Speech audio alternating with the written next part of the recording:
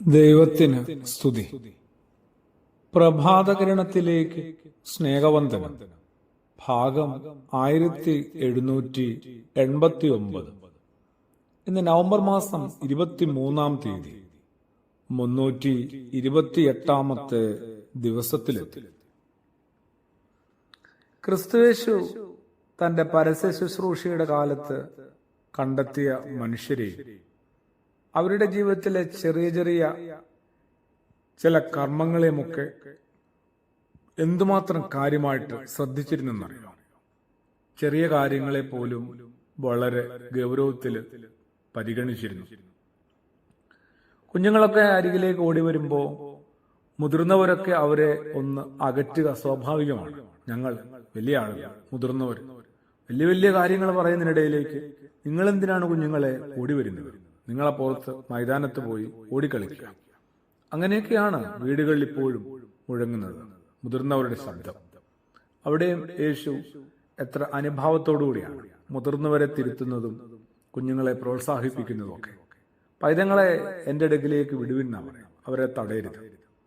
നമ്മളാവട്ടെ ഇങ്ങനെ തിരുത്തലുകൾ വരുത്തിക്കൊണ്ട് ആരെയും അർഹമായ വിധത്തിൽ പ്രോത്സാഹിപ്പിക്കാതെ, ആരുടെ നന്മകൾ കാണാതെയും കണ്ടെത്താതെയും ഒക്കെ ഇങ്ങനെ പോവുകയാണ്.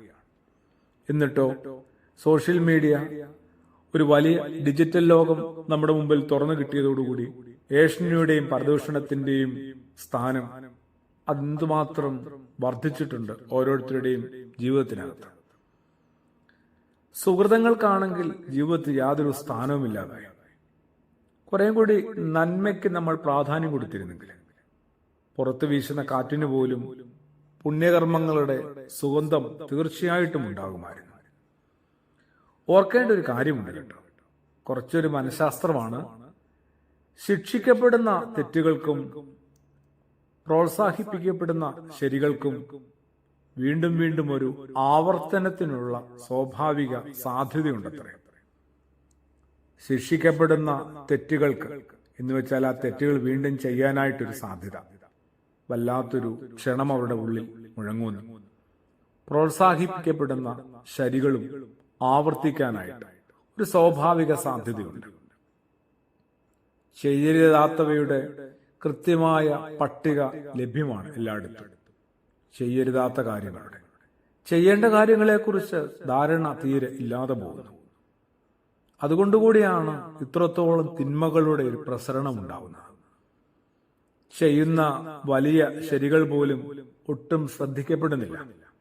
അങ്ങനെ ഒരു സങ്കടമുണ്ട്, പ്രത്യേകിച്ച് നമ്മുടെ കുഞ്ഞുങ്ങൾക്ക്. ചെയ്യുന്ന വലിയ ശരികൾ ആരാലും കാണുന്നേയില്ല, ശ്രദ്ധിക്കപ്പെടുന്നില്ല. എന്നാൽ അറിഞ്ഞുമറിയാതെയും വന്ന ചെറിയ തെറ്റുകളോട് എല്ലാവർക്കും താല്പര്യം കൂടുതൽ തോന്നുകയും ചെയ്യും. തിന്മകൾക്ക് നേരെ ഉയരുന്ന ചൂണ്ടുവിരലുകളെക്കാൾ പ്രധാനമാണ് നന്മകൾക്ക് നേരെ ഉയരേണ്ട നമ്മൾ ഓരോരുത്തരുടെയും കയ്യടികൾ.